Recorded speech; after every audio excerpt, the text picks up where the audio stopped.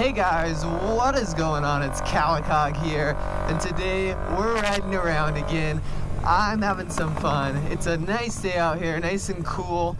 A good day to ride for sure. Ooh, that was a crazy asshole.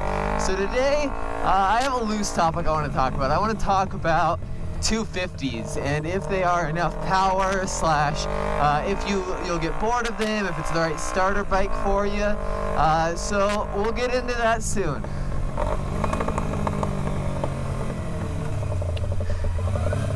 But first, I am lost in a neighborhood. So first, let's get out of the neighborhood and figure out where we're going, because I don't know where we are. I guess that's the best part about riding a bike, though, right? You kind of just drive around and hope you end up in the right place. I gotta work later, recording this vlog early in the morning before work, and I couldn't be happier. You know, there's nothing I'd rather do. I am a little tired, so if I'm a little slow, that's why. I haven't had enough coffee yet today. Well, I can never have enough coffee, actually, honestly. Let's see. Do we go left or right? I think left.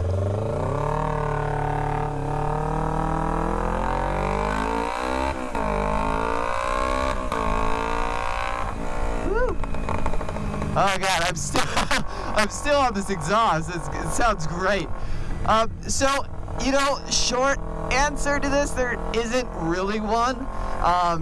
Is 250 enough power? It depends, you know, it depends on who you are, how much experience you have, what you're going to use the motorcycle for. That's really the biggest thing, you know. People ask this question all the time. I've seen a lot of motovlogs on this, actually. So there's definitely a lot of different answers to the question.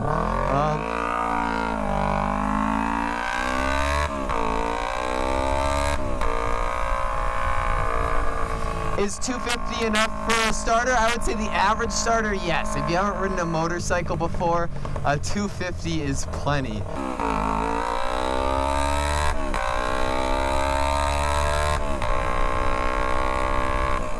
So yeah, for the average beginning motorcycle rider, I would say 250 is plenty. It's quite a bit of power for such a light, nimble motorcycle, and they're just a lot of fun to ride. Yes, a lot of people do get bored of 250s, and they get bored of them reasonably quick, and that's just because once you really get used to it and you know what you're doing, again, if you're the right type of person, you want more power. And I would say I'm that type of person. I like to go fast. I like the feeling of acceleration on the motorcycle, so I would like a faster bike. So personally, yes, I would love a faster bike. Am I going to get one anytime soon? Probably not, and that's just because of financial reasons. You know, if I had unlimited money, I definitely would be looking at other bikes, like 600 or maybe possibly more. I don't really know if you need more. You know, just for driving on the streets, you know, for commuting, stuff like that, a 250 is fine if that's what you want to use your motorcycle for. If you just want it to get to and from work, and it's a good solution for you, you know, you get good gas mileage, you're going to get like 60 to 75 miles per the gallon. And that's depending on how you drive, obviously. If you drive like me, it's on the lower side because I like to accelerate fast, like I was saying earlier. So a faster bike with more power is definitely something I'm interested in. You know, some people don't like riding bikes on the streets, which I can get because sometimes it's pretty fucking scary. And you know, a dirt bike or a dual sport is a great option. A dual sport's a lot of fun, and you can take that on the streets. You know, if you might be interested in a little bit more off-roading, then a dual sport might be a good option for you, because you can take that anywhere. You can do whatever you want to do with it. So yes, 250s are amazing motorcycles. You know, I love them. They're fast, they're light, they're fun to take in corners. I would say more fun than you're gonna have on a 600 or a liter bike, especially in the twisties, or even taking to the track. You know, just the average person, somebody who's not a professional rider, is not really gonna be able to utilize the power of a 600 or definitely a liter bike. You know, a liter bike, those are for sure good for going really fast in a straight line.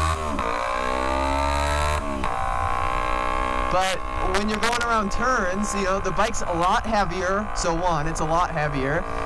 Two, it's crazy fucking fast, but the gearing is not great for when you're not, you know, utilizing its full speed. If you're not going in a straight line, it's not really the best option for you. So if you want to take a bike to the track and you want a track bike, but you're a starter, again, definitely a 250. Most people that are going to the tracks aren't, you know, beginners, and I wouldn't recommend taking a bike to the track right after you buy it. You know, if you don't know what you're doing, you probably shouldn't be at the track yet. Definitely ride for a couple years on the street first, which is what I'm actually planning on doing. You know, I'm keeping this bike either way. For example, driving a Miata, a Mazda Miata, they're a ton of fun, and it's just how they're balanced, the weight of them. They don't have a lot of power at all, and that's what I would say in the motorcycle world. The 250 is really the closest comparison to that. You know, it handles really well. It's easy to use. It's a ton of fun to drive around the city because sometimes I'll be in my top gear just going 50 or 60 miles an hour. You know, especially with this new exhaust, I'm trying to keep it a little quieter when I'm talking to you guys and just to not piss off the entire world. So sometimes I'll be in what is it, 5th gear on this guy, 6th gear I think. I don't even really know. I have to check. I can't even remember how many gears I have. It shows you I don't even count. Like, I don't count my gears. I just upshift when I hear the engine, when it sounds like I need to upshift, and I downshift when I want more power or I want to slow down, depending on the situation. That's a whole nother video, which we could do. You know, I can do basics of riding series, stuff like that. I have all sorts of plans. That's actually been the hardest thing for me so far about setting up this new channel, is deciding where to start content-wise. So if you've seen my last video or you're watching this video, so far I've been doing like a 250 series. So I'm planning on doing a vlogging series about 250 cc's, 300 cc's, because there's not a huge difference. Yes, 300 cc's have a little more top-end power. If you go and buy a brand new motorcycle for your beginner bike, it's probably going to be a 300. I did get this guy at a dealership, but it's a 2011. You know, they don't. I think 2012 was the last year for the 250. So they don't make 250s anymore. You know, there's the CBR 300, the Yamaha R3. Oh, bumpy. Oh man, the Yamaha R3, and then the Kawasaki Ninja 300. And they're all great bikes, and there's subtle differences between them. And same with the 250s, you know, the CBR 250, the Ninja 250, and then I don't even know, I don't think Yamaha made a 250. I'm not 100% sure, correct me if I'm wrong, but I don't believe Yamaha made a 250cc bike. But power-wise, they're all very similar. You know, your 300s, you have a little more top-end power. It might be a little more comfortable on the freeway. I haven't ridden one personally, but just from what I've read and what I've seen, I know there's not a huge difference between them.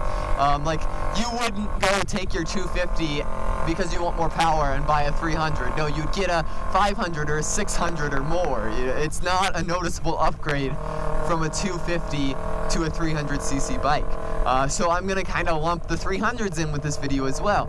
They are great bikes. They're amazing commuting bikes. They're cheap.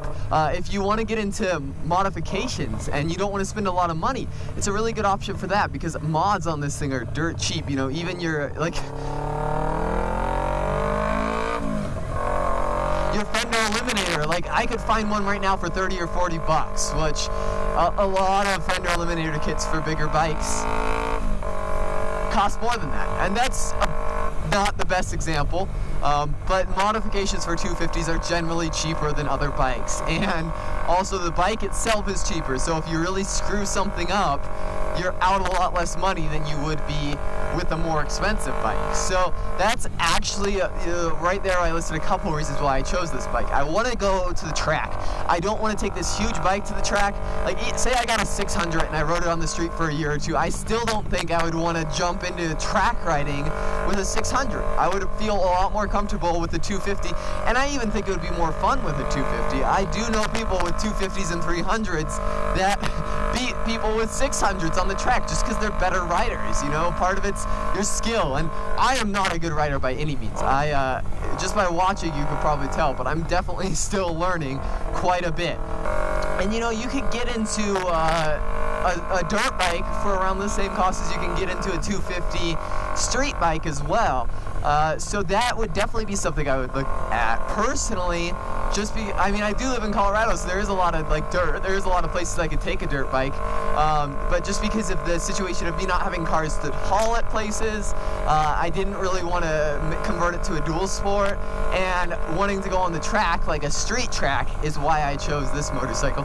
And plus, you know, I love the looks of it. You know, that's part of it too. You should enjoy how your motorcycle looks. And I know that sounds stupid, but when you go to buy a car, or you go to buy a house, or you buy anything, a phone case, you know, part of your decision isn't just how well it protects your phone, it's how it looks.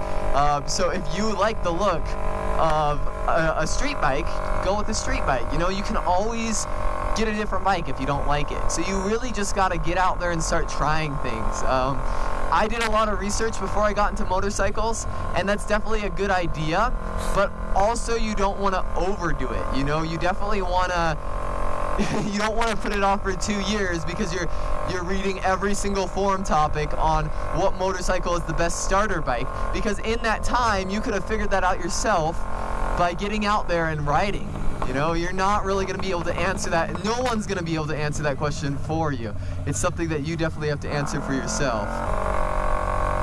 And depending on where you live, you know, different bikes are going to be better. If you live in really nice weather area and you want to commute on a motorcycle, a motorcycle is a good option. But if you live in Colorado and you want a motorcycle to be your only means of commuting to work, I can tell you right now, it's not a good option for you. I can tell you right now, as soon as you get in your September, October, November, it's going to be 1, too cold, 2, it's going to be snowing or icy out, and 3, all those combined with cars is not a good option for motorcycles. Even if you have like a dirt bike or something that can handle the snow and the ice a little bit better, which, you know, no motorcycle handles that well, it's just not a good option for year-round commuting here. But if you live somewhere that's sunny all year, it might be a good option for you to commute. Thank you all for watching. This has been Cowacog. I hope you guys enjoyed this video. If there's anything you think I can improve on, I am still learning, so please let me know. I really appreciate any sort of advice. If there's topics you want me to cover in the future, also let me know. I'm looking for topics. I have lots of ideas, but if you guys request something, I'm definitely gonna record that. So let me know if there's something you want me to record. Thank you guys for watching. I hope this helped you decide to at least buy a motorcycle. You know, after this video, I hope you go out there and you try something out, because I think you will love it. Motorcycles are great. They're a lot of fun. And thanks for watching, guys. Have a great day. I'll see you all next time. Peace.